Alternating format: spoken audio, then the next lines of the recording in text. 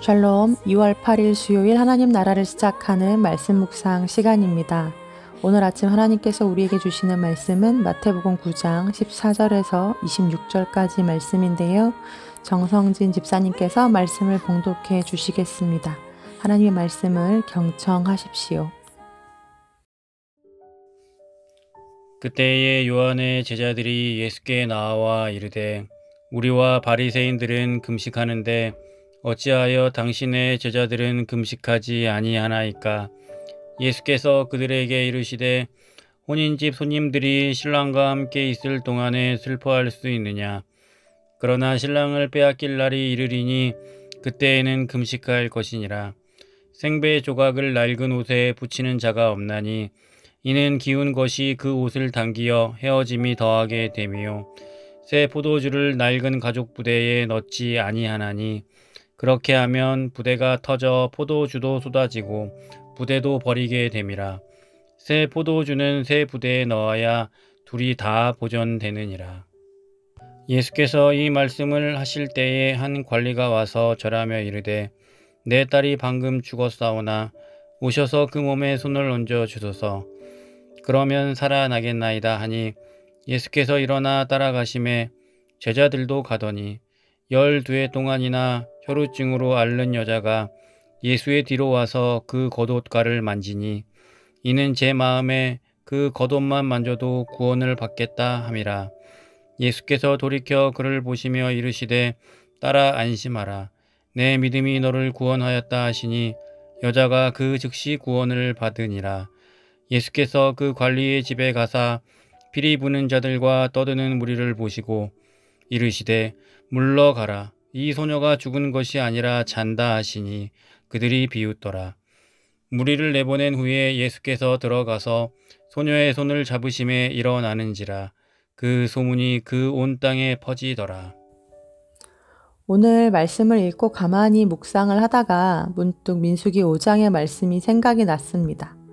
민수기 5장에는 오늘 말씀과 정반대되는 말씀이 나오거든요. 민수기 5장 1절에서 4절까지의 말씀을 제가 현대인의 성경으로 잠시 읽어드리겠습니다. 여호와께서 모세에게 말씀하셨다. 너는 이스라엘 백성에게 명령하여 모든 문둥병자와 유출병 있는 자와 시체를 만져 부정하게 된 자들을 진영 밖으로 내보내도록 하라. 너는 남자든 여자든 그런 자들을 다 진영 밖으로 내보내 내가 머물고 있는 진영을 더럽히지 않도록 하라. 그래서 이스라엘 백성은 여호와께서 모세에게 명령하신 대로 그들을 모두 진영 밖으로 내보냈다. 네, 나병 환자, 유출병 환자, 그리고 주검을 만져 부정하게 된 자들을 철저하게 분리해내서 모두 이스라엘 진영 밖으로 내보내라고 말씀하십니다. 그 이유는 하나님의 성막이 중심에 있던 이스라엘 진영이 그들로 인해 부정하게 되는 걸 막기 위해서였죠. 그런데 오늘 본문에 보면 이와는 정반대로 오히려 예수님께서 유출병 환자와 서로 얼굴을 맞대고 함께 이야기를 나누시고 또 죽은 소녀를 직접 찾아가 심지어 그 소녀의 손을 잡아 일으키시는 장면이 기록되어 있습니다. 마태복음 8장에서는 나병 환자를 고쳐주시되 직접 손을 내밀어 그의 몸에 대시며 그를 고쳐주신 이야기가 나오죠. 이런 비슷한 케이스가 하나 더 있는데요. 신명기 11장 말씀에 보면 여러 육지의 짐승들과 공중의 새들, 물고기와 곤충들, 그리고 파충류에 이르기까지 어떤 것이 정한 짐승이고 또 어떤 것이 부정한 짐승인지 세세하게 알려주시면서 그것들을 절대 먹지 말라고 하신 말씀이 적혀져 있습니다. 그런데 사도행전 10장에서는 거기에 적혀있던 모든 부정한 짐승들을 보자기에 싸서 베드로에게 건네주시면서 잡아먹으라고 이야기하시는 장면이 기록돼 있죠. 이런 당황스러운 명령에 베드로가 손사래를 치자 내가 깨끗하다 한 것을 내가 속되다 하지 말라고 말씀하십니다. 왜 한 성경 안에 이렇게 다른 말씀들이 기록돼 있을까?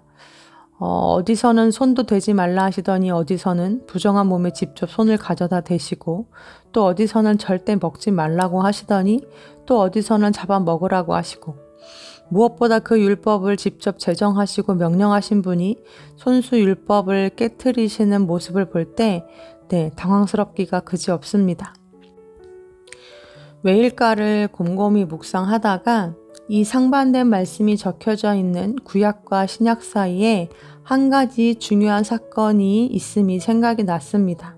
바로 거룩하신 하나님께서 몸소 사람이 되셔서 이 땅에 찾아오신 일 말입니다. 저 하늘을 버리고 죄악이 가득한 세상 가운데 그것도 죄로 인해 죽어있던 영혼들을 살리려 찾아오신 예수님은 계속해서 부정한 것들을 찾아다니십니다. 때론 풍랑이 치는 바다를 건너기도 하시고 때론 먼 길을 계속해서 걸으시죠. 때로는 절대로 들어가지 말아야 할 사마리아 땅으로 직접 들어가시면서 그곳에서 귀신 들린 자, 병든 자, 죄인이라 손가락질 받고 소외당하던 사람들을 찾아 고쳐주시고 회복시켜주시며 그들의 친구가 되어주십니다. 구약시대에는 최선을 다해 부정한 것들을 피하고 멀리하는 것이 거룩을 지키는 방법이었습니다. 하지만 예수 그리스도께서 직접 사람의 몸을 입고 이 땅에 내려오신 신약의 시대에는 그 거룩하신 예수님과 맞닿는 것이 곧 거룩이었습니다. 그리고 예수님께서 부활 승천하신 후 대신 보내주신 성령님과 함께 살아가는 이 성령의 시대에는 거룩하신 성령님을 내 속에 모시고 사는 것이 바로 거룩입니다. 거룩은 이처럼 인간에게 속한 단어가 아닙니다. 하나님께 속한 단어요, 하나님의 속성입니다. 그러하기에 우리가 거룩해질 수 있는 방법은 단 하나, 거룩하신 하나님이 내 안에 거하시는 것이요. 그리고 그 거룩하신 하나님 안에 내가 거하는 방법 밖에는 없습니다. 예수님은 이 땅에 거하시면서 거룩이 무엇인지 몸소 가르쳐 주시고 또 삶으로 보여주셨는데요. 거룩이 만약 분리해서 오는 거라면 체리와 같은 죄인들을 멀리 하시고 그들과 식사를 나누기는커녕 말도 섞지를 않으셨겠죠.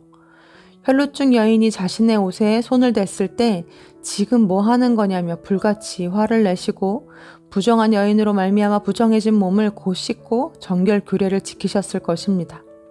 아무리 사정이 딱한 아버지가 찾아와 자기 딸을 살려달라고 애원해도 주검을 절대 만지면 안 되었기에 그의 청을 매몰차게 거절하시고 그의 집으로 발걸음을 돌리지 않으셨을 것입니다.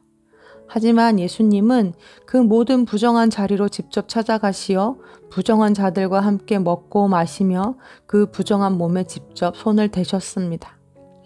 그러시면서 우리에게 주신 한 가지 중요한 가르침이 있습니다. 거룩은 율법을 행하는 것에서 오는 것이 아니라 하나님의 뜻을 행함으로 이루어지는 것이요. 죄를 멀리함으로 이루어지는 것이 아니라 하나님을 가까이 함으로 이루어지는 것이라는 걸 알려주셨죠. 예수님께서 십자가에 돌아가시기 전 이 땅에 남겨질 제자들을 위해 기도하셨던 요한복음 17장 말씀에 보면 다음과 같은 말씀이 나옵니다. 15절, 16절 말씀입니다. 내가 아버지께 비는 것은 그들을 세상에서 데려가시는 것이 아니라 악한 자에게서 그들을 지켜주시는 것입니다. 내가 세상에 속하지 않은 것과 같이 그들도 세상에 속하지 않았습니다. 그런데 예수님께서 여기서 기도를 그치지 않고 다음과 같이 계속해서 기도를 하시죠. 17절에서 19절 말씀입니다. 진리로 그들을 거룩하게 하여 주십시오. 아버지의 말씀은 진리입니다. 아버지께서 나를 세상에 보내신 것과 같이 나도 그들을 세상으로 보냈습니다. 그리고 내가 그들을 위하여 나를 거룩하게 하는 것은 그들도 진리로 거룩하게 하려는 것입니다. 아멘. 네. 예수님은 제자들이 세상과 분리되기를 원하지 않으셨습니다. 오히려 세상 속에 살게 하셨고 세상 속으로 그들을 보내셨죠. 하지만 진리를 알고 진리를 품고 사는 자들로 자신뿐만이 아니요 세상을 거룩하게 하는 자들이 되기를 바라셨습니다. 예수님께서 이 땅에 오셔서 그리 행하셨던 것처럼 말입니다. 그래서 거룩은 분리가 아닙니다. 부정한 것과 멀어진다고 해서 거룩을 이룰 수 있는 게 아니라는 거죠. 우리가 거룩해지기 위해서는 반드시 예수님이 필요합니다. 지난 주일 키즈누리 예배 때 키즈누리 친구들에게 이렇게 질문했었습니다. 얘들아, 착하게 살면 되지 왜 예수님을 꼭 믿어야 할까? 그랬더니 어떤 친구가 이렇게 대답을 하더라고요. 우리는 죄인이어서 예수님 없이는 착해질 수가 없어요. 네, 순간 마음이 뭉클했습니다. 맞습니다. 바리새인들과 요한의 제자들은 금식을 하고 기도를 하고 율법을 지킴으로써 거룩해진다고 믿었습니다. 오히려 그렇게 하지 않는 예수님과 제자들을 보면서 손가락질하고 화를 내고 분노했죠. 하지만 예수님은 지금 그들에게 그것으로 인해 거룩해지는 것이 아니라고 말씀하고 계십니다. 거룩을 너희들 앞에다 두고 어디서 거룩을 찾는 거야. 그래서 너희들 스스로 거룩해질 수 있다고? 아니, 너희가 나를 떠나 어떻게 거룩해질 수 있겠니? 라고 말씀하시는 거죠. 계속해서 율법을 들이미는 자들에게 예수님은 그 속에 담긴 진짜 하나님의 뜻, 하나님의 마음을 가르치십니다. 나는 의인을 부르러 온 것이 아니라 죄인을 부르러 왔어. 율법이 아니라 나를 알고 내 뜻을 행하는 것이 곧 영생임을 가르쳐주러 왔어. 그러니 내가 이 죄인들과 세리들이 구원받은 이날 이들과 함께 축제를 벌이며 밥을 먹는 것이 무엇이 그리 잘못되었니? 라고 말씀하시죠. 생배 조각을 낡은 옷에다 붙이진 않지. 뻣뻣한 생배 조각이 낡은 옷을 잡아당겨 뜯어질 수 있거든. 막 담근 새 포도주 역시 낡은 부대에 넣지 않아. 그렇게 되면 새 포도주가 발효될 때 낡은 포도주 부대가 터져버릴 수 있거든. 얘들아, 새 포도주는 새 부대에 넣어야 하는 거야. 이런 가르침을 주십니다. 주님은 그들에게 그리고 또 우리에게 새 부대를 준비하라고 말씀하시죠. 정죄와 판단이 아니라 사랑과 용납의 마음, 분리가 아니라 구별, 너의 의가 아니라 나의 의, 율법이 아니라 그 속에 담겨있는 진짜 나의 뜻, 그것이 곧 새 부대라고 말씀하십니다. 사랑하는 우리 우신가족들, 혹시 아직도 낡은 옷을 고집하고 계시지는 않나요? 아직도 낡은 부대를 버리지 못하고 끌어안고 계시지는 않나요? 예수님과 함께 찾아온 그리고 예수님이 우리에게 가르쳐주신 새로운 율법, 사랑과 진리 속에서 날로 거룩해지고 또 날로 겸손해지며 날로 자유케 되는 인생 되기를 간절히 기도합니다. 아멘. 함께 기도하시겠습니다. 하나님, 주님을 떠나 우리가 어디에서 거룩을 찾고 또 거룩을 이룰 수 있겠습니까? 아직도 구습에 매여 율법을 붙잡고 살아가지 않나 제 자신을 돌아봅니다. 진리가 너희를 자유케 하리라고 하셨는데 주님이 가져오신 사랑과 용서, 주님이 가르쳐주신 진리, 그 속에서 우리의 신앙이 갈수록 성숙해지고 온전해지기를 소원합니다. 사랑이라는 새 계명을 주신 아버지의 뜻을 따라 주님과 함께 이제도 저제도 사랑에 힘쓰게 하시고 분리가 가장 큰 영적인 교만임을 알아 타인을 향해 함부로 판단하고 정죄하지 않도록 우리의 생각과 입술을 막아주시옵소서. 또 오늘도 주님 안에 거하고 주님이 내 안에 거함으로 거룩을 힘쓰는 자들이 되게 하여 주옵소서. 예수님의 이름으로 기도합니다. 아멘. 말씀을 마쳤습니다. 오늘 우리에게 주신 말씀에 비추어 나는 어떠한가? 남을 향한 판단과 정죄의 마음은 없었는가? 내 스스로의 의와 열심으로 구원과 거룩을 이루려고 애쓰고 있지는 않았는가? 오늘 나에게 하나님께서 무엇을 말씀하시고자 하시는지 각자 더 깊은 묵상 하시겠습니다.